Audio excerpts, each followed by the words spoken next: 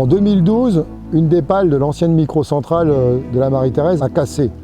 Jean-Marie Salignon, il ne pouvait pas vraiment la reconstruire. Nous, on accompagne des projets citoyens, donc on va impliquer en fait les gens du territoire dans votre projet. Et donc ça a pris.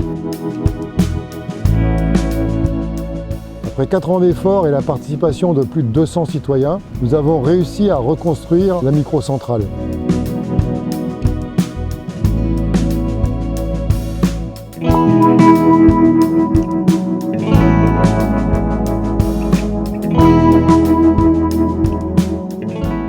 À la fois très heureux et très fier aussi de voir ce projet aboutir, parce que ça a été une longue histoire. Cette satisfaction de se dire que l'électricité elle est produite ici, je pense qu'on aimerait tous ça. Enfin, moi j'aimerais bien avoir des panneaux solaires sur mon toit, me dire que mes électrons, que c'est vraiment ceux que j'ai produits.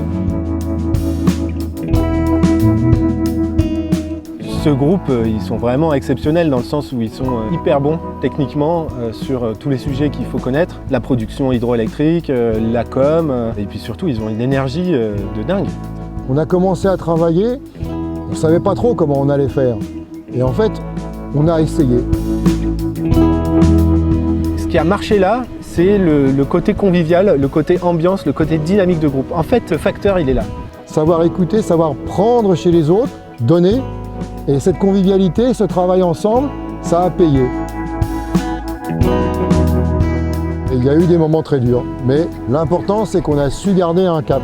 Ils auraient pu abandonner 20 fois, hein. Mais parce qu'ils étaient nombreux, parce qu'il y avait une bonne ambiance, et du coup on arrive toujours à dépasser les difficultés. Et du coup ils n'ont pas lâché. Chapeau quoi. Ils ont été exemplaires.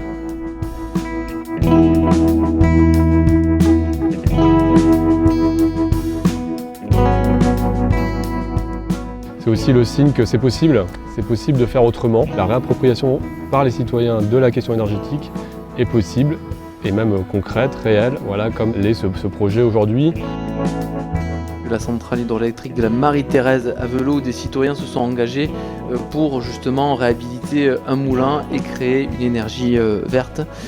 Je pense que c'est un vrai exemple, c'est une vraie référence de projets citoyens dans la région. C'est les citoyens qui se sont appropriés, qui ont levé les fonds, qui se sont organisés. Aujourd'hui, il n'y a pas d'opérateur technique ou financier aux côtés des citoyens qui gèrent cette centrale. Ils sont tout seuls.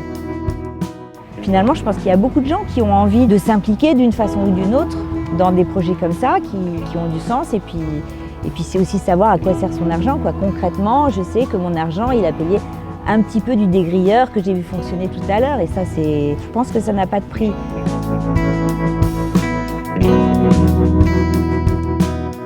Nous, on voulait que ça soit aussi la fête du début d'autre chose. De l'hydraulique sur l'Arc, on n'aura pas un deuxième projet, ça c'est clair.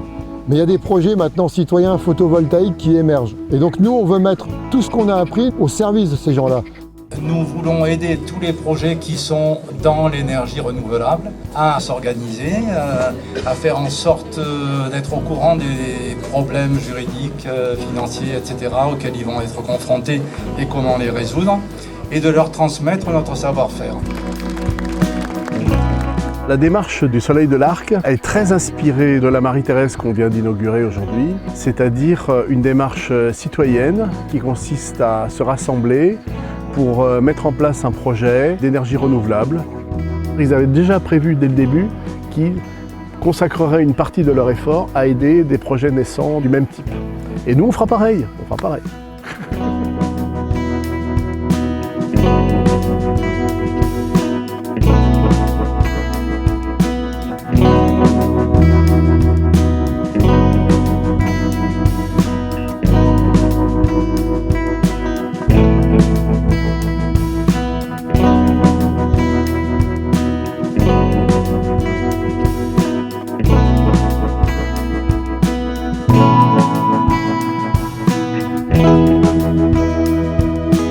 Thank you.